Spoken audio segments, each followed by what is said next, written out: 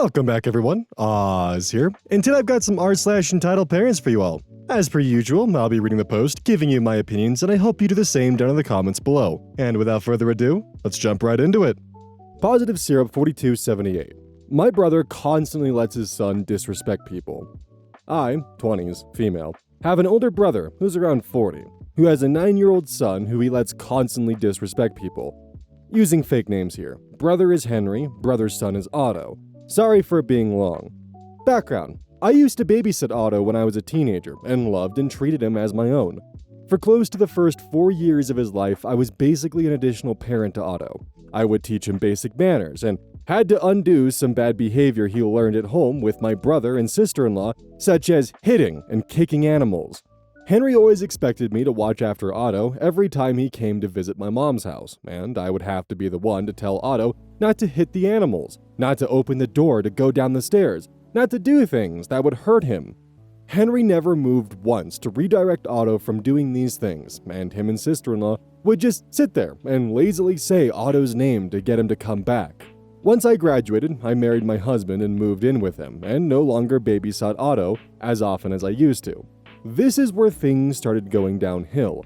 Otto was a fairly decent toddler with some tantrums, as to be expected from any toddler as they have big emotions and get frustrated. But once he entered elementary, he started acting very rude. Present day. My mom was in the hospital when I was pregnant with my first child, and we were all visiting her in her room after her surgery. Henry and Otto were the last to arrive, and everyone got to talking. I was talking to Otto, and all of a sudden, he called me a little bitch. Henry didn't say anything, and I sternly told Otto that he doesn't get to talk to me that way, and we don't say things like that to people.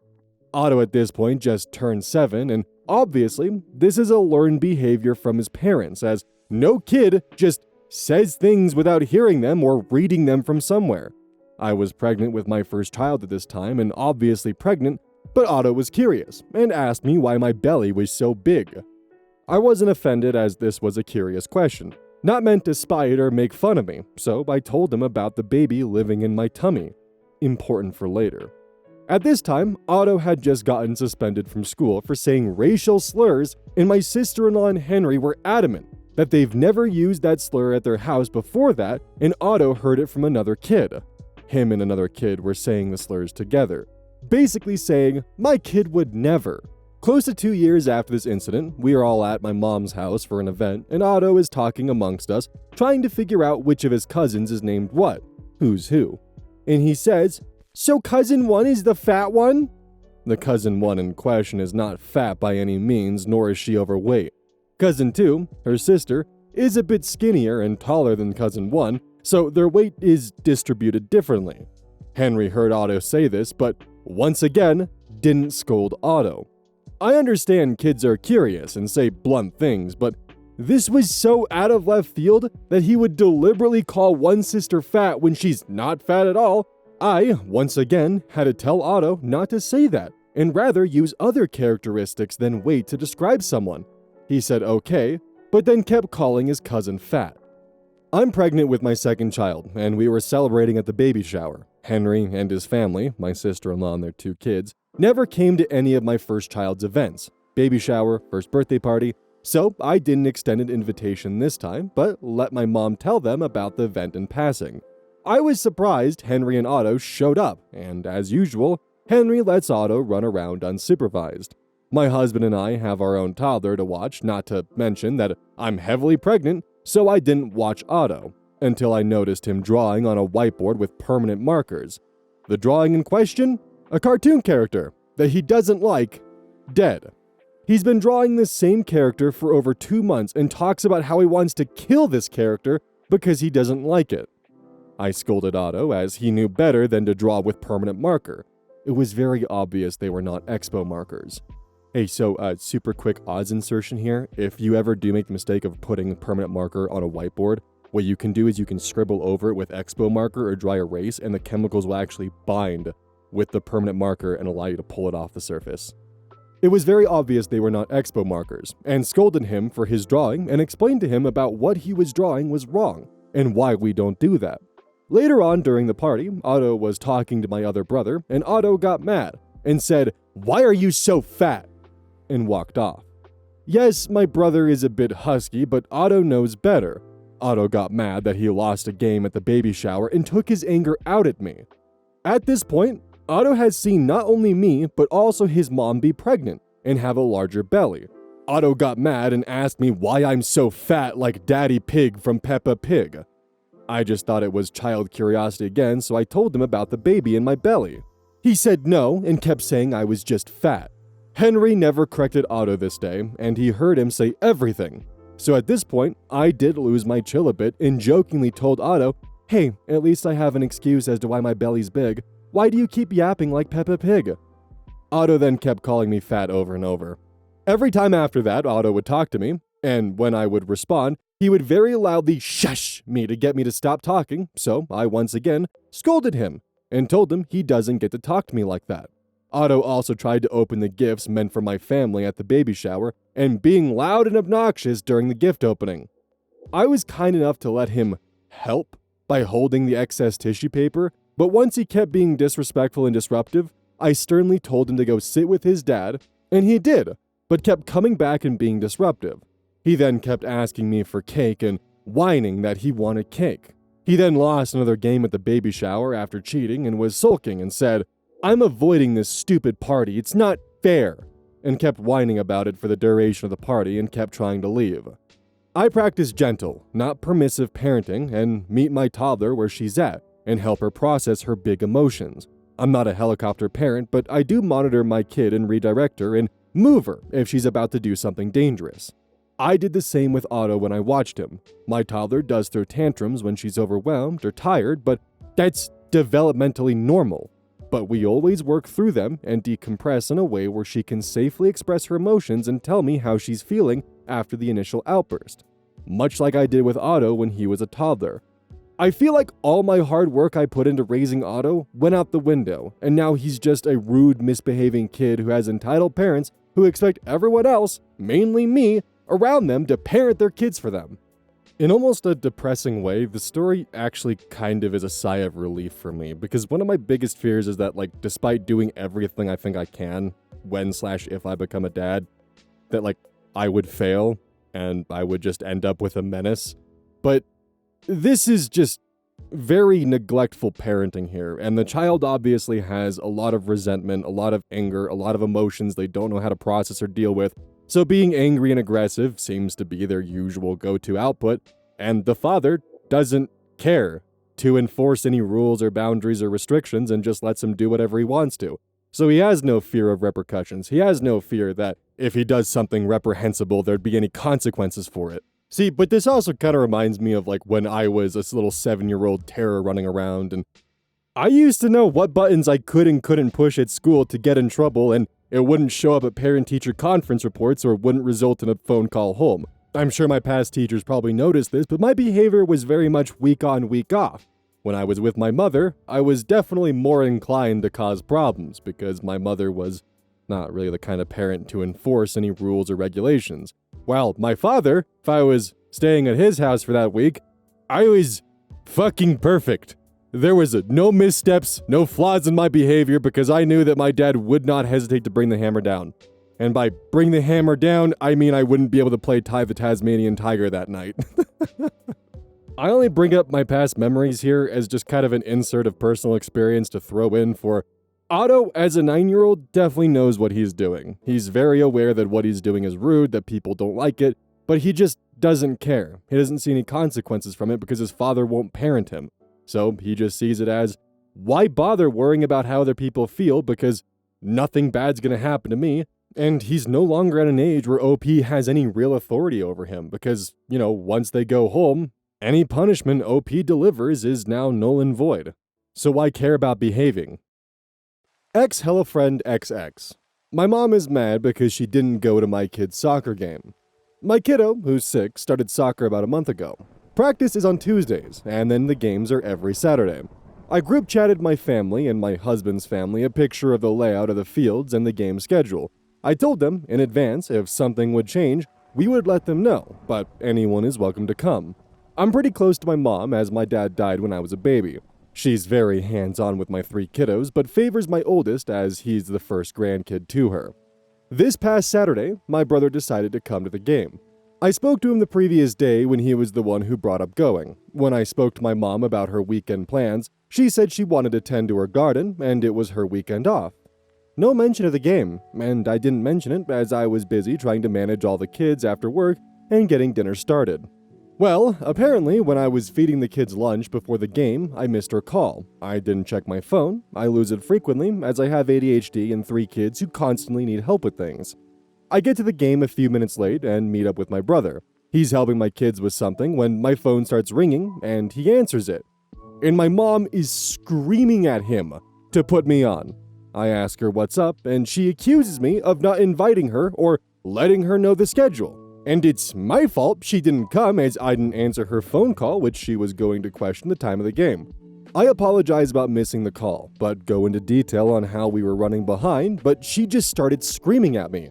Then she goes, "You could tell your child it's your fault I didn't go," and then hung up on me. A few hours later, I tried texting her, explaining that I was sorry I missed her, there's plenty of other games in the future, and that I did send everyone the schedule. No response. She told my brother that I did it on purpose because I didn't want her going. I don't even know how to proceed. We haven't talked since the call. I already apologized for missing her call, but I don't feel like I did anything wrong. She tends to get mad at us frequently. It's very stressful as I have a newborn, 2-year-old, and a 6-year-old. Life is hard right now, struggling everything. The problem with having someone who has a mentality of this where they're going to try to find any reason to blame you no matter what, is that the moment that you do definitively prove them wrong by showing them, I texted you the schedule already, I asked what you were doing this day, and you show them everything that you possibly tried to do and every reason why you aren't at fault, they're just going to drop it, pretend like nothing happened, and then just act like everything's now fine. No apology or an admission that they messed up. It's just, oh well, no reason to dwell on this, let's keep moving forward. But oh no, if it's you who made the mistake, or you made a mess up, or you haven't been able to definitively prove that your hands are clean in this scenario, they are going to drag you through the mud in every possible way. Tell people like your brother that you purposely did this because you didn't want them to be there. And now, just because I've grown up with and dealt with people like this throughout my life, unfortunately, people who have this mentality, even if you texted them a list of the schedule, when they try to call you and you don't pick up, they now, in their mind, get to wash their hands free and say, well, I tried everything, you didn't pick up, so it's your fault.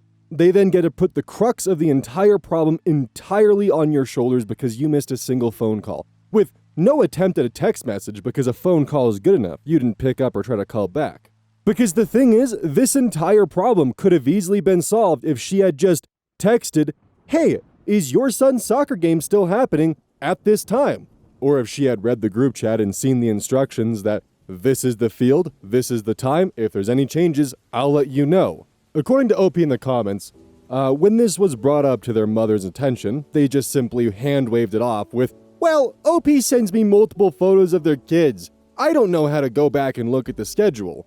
There were plenty of ways for this problem to be mitigated, but none of them were chosen. Instead, it genuinely feels like she's just trying to find reasons to be the victim in this scenario, to get all the pity points, and to get a taste of her villain of the week.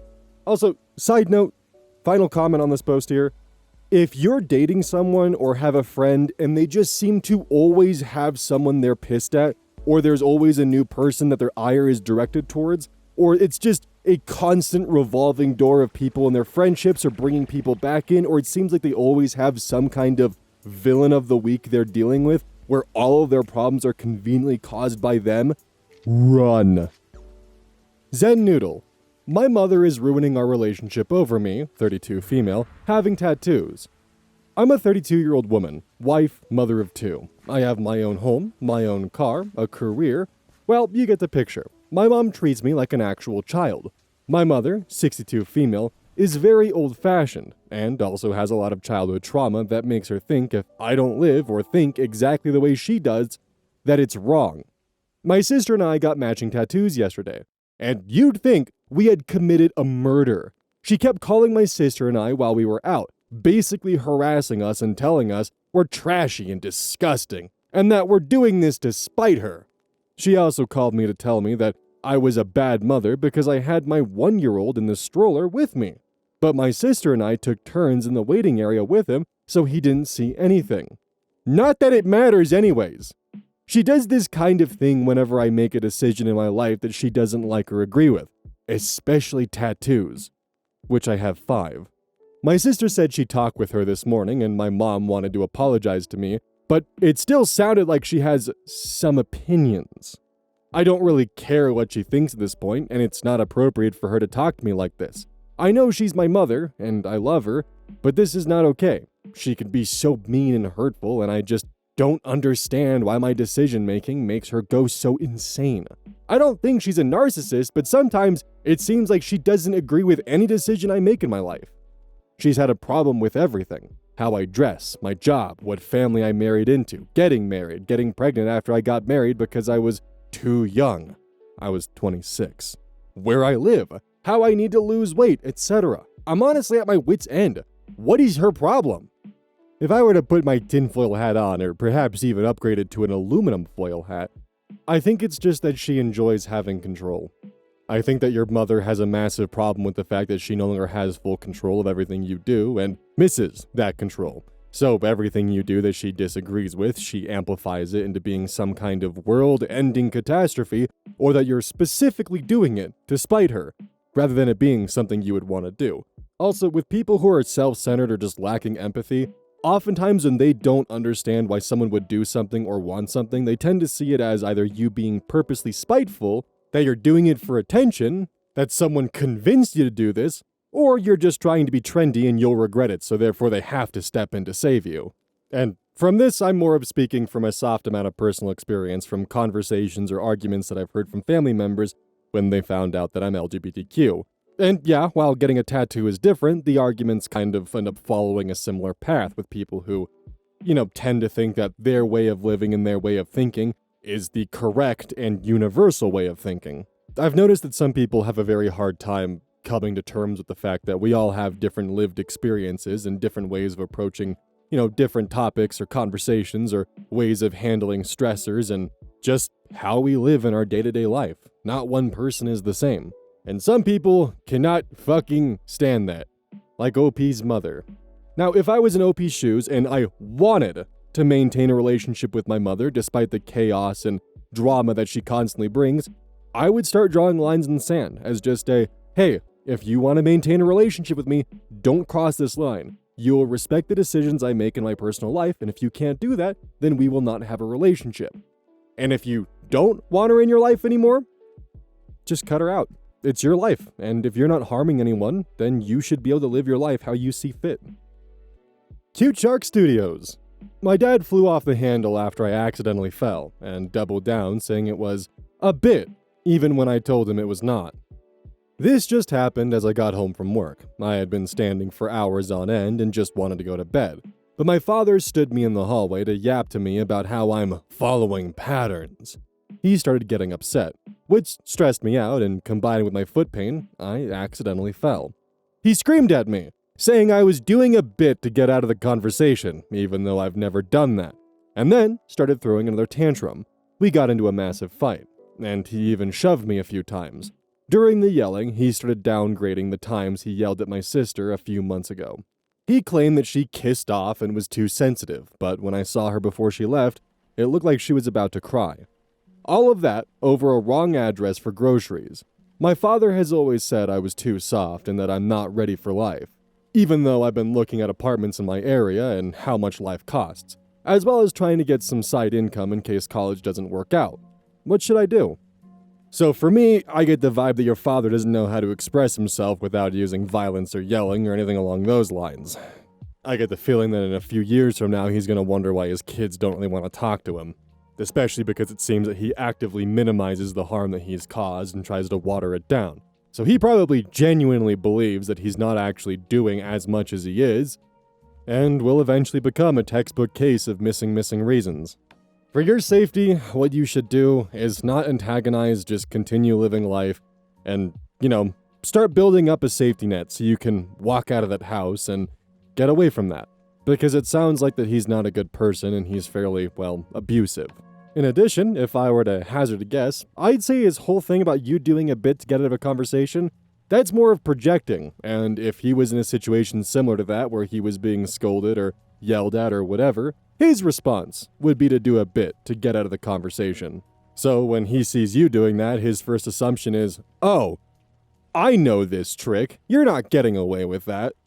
But that's just more of my tinfoil hat theory as to why he's assuming that it's a bit.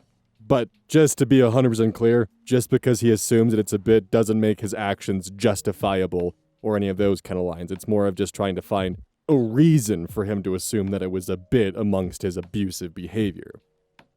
Làtchi cat. Entitled mom keeps telling her kid to take my things. Today was my first time visiting Crumble Cookies. I bought 4 huge cookies to try and share with my friends. On my way home, I decided to enjoy the cookie I had gotten for myself. I was sitting at one of the little picnic tables where my condo is, and who should show up? But of course, my neighbor's friend, who is an entitled parent. This is not the first time I've encountered her. So I'm looking at my phone and eating my cookie, basically doing as many errands on my phone as I can, when suddenly I hear this entitled parent open her mouth. "Look at that, Olivia! There's 3 giant cookies in there!" Entitled mom is pointing to my box of cookies. "Why don't you go ahead and pick out a cookie that you like?" As we all know, it's very important to learn how to share with others, and this lady didn't share with you the last time we saw her. Maybe she's learned her lesson, Entitled mom says. As a brief backstory, the last time I encountered this woman, I had 2 candy canes because my blood sugar was low, and I was on my way to my doctor's appointment. I'm a type 1 diabetic. I obviously did not give the child one of my candy canes. At the time, I needed it as life-saving medicine.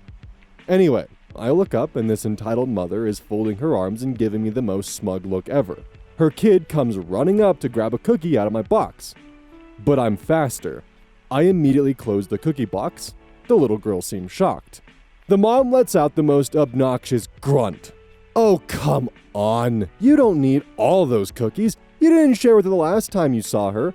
I'm trying to teach her manners and sharing. We share when we have more than what we need." I look at the little girl, ignoring the mother, and I said to her, "Today I'm going to teach you another very important lesson. Can you listen carefully?" The cute little girl nods, and I told her, "You should never take a food from a stranger. You should only take food from people you know, because for all I know, there could be something that you're allergic to in these cookies, and that might make you very sick. I don't want to accidentally give you something that might make you sick. You don't want that either, right?"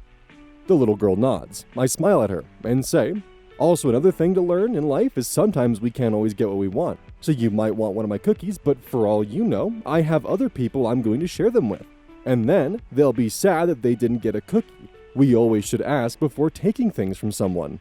I tell her I'd be happy to share a piece of my candy with her if she asks me nicely the next time I see her, and if her mommy can confirm that there's nothing in it that might make her have an allergic reaction. The little girl smiles at me, says okay, and thanks me. The look on the entitled mom's face was priceless. I think she probably would have slapped me upside the head, but I was using my wheelchair at the time because my dysautonomia is really acting up today. I don't know why, but it looks especially bad if you hit someone using a wheelchair. Even more so if you do it in front of a large group of people, which there are plenty of people out enjoying the nice weather today. I got enough satisfaction in not only teaching that kid lessons that she needs to learn, but then, just by watching the entitled mother storm off and drag her daughter back into one of the other surrounding buildings. I wasn't lying. I did get the cookies to share with my brother and friends. Perhaps if they had asked me nicely, I wouldn't have minded sharing that one giant cookie I had bought for myself. But both times I've encountered this entitled mom, she has just told her kid to take something from me without asking. That poor kid is going to grow up on the wrong path if she thinks she can get away with that. However, if the kid does happen to ask me nicely the next time I see her, I will follow through on my promise. I usually do have low blood sugar candy to spare on me. I'll give her one of my little bags of Skittles. Crazy entitled parents. I'm glad this woman doesn't live here. I don't want to have to encounter her more than every once in a while. She's the opposite of Mary Poppins. Practically unpleasant in every possible way. So, in my mind for these stories in particular, and I hate ones that include dialogue because they're never going to be a direct quote, and oftentimes they're more generous to OP because you're going to write out what you would have liked to say. So while I feel like the scenario is very plausible, the dialogue is definitely more of what you came up with in the shower. That's usually how I see these. you're not going to be able to remember the exact line of dialogue that you chose or the exact NPC dialogue tree that was encountered. But at the same time, I understand wanting to add some flavor to it and, kind of give the story a bit of pop and flair. I just don't take the dialogue as being the exact retelling of how that conversation exactly went. But quick little tinfoil hat theory about this, just because this is something that I kept thinking about the entire time, especially with Crumble Cookie being what Crumble Cookie is. My entire thought process was the mother wanted the daughter to grab the cookie from OP, using her daughter as essentially a Trojan horse of, oh, you don't want to teach my daughter that sharing isn't caring, right? Daughter gets a cookie, brings it back, mom splits it in half, she gets half of a giant crumble cookie for free. I don't know, the headcanon of there being ulterior motives attached to this as to why she sicked her child on to get a cookie from OP, that just seems to make a lot more sense to me than trying to use random strangers as a way to, teach your kid valuable quote-unquote social lessons. And for those of you who aren't aware, crumble cookies are basically like luxury cookies, and they're the size of your fucking head. Like, they're massive. And looking at their website, a single cookie costs $5, while you can get a 12-pack for $45. So, definitely not cheap.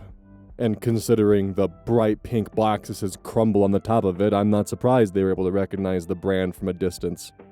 Hey, welcome to the outro. Don't forget this whole thing is basically brought to you by GamerSupps. If you like caffeine, then I can't recommend GamerSupps enough. Use code Oz at checkout to support the channel. And I do actually use this product. It's replaced all other sources of caffeine for me because I feel good. It doesn't have any of that extra stuff that a pre-workout blend might have. It's with a couple of the extra things to make it so you don't crash as hard. It's good. I like it. Personally, if you really want a good flavor, try the Soda Pressing Pear or even the Dragon Fruit Punch. Those two are my personal favorites right now.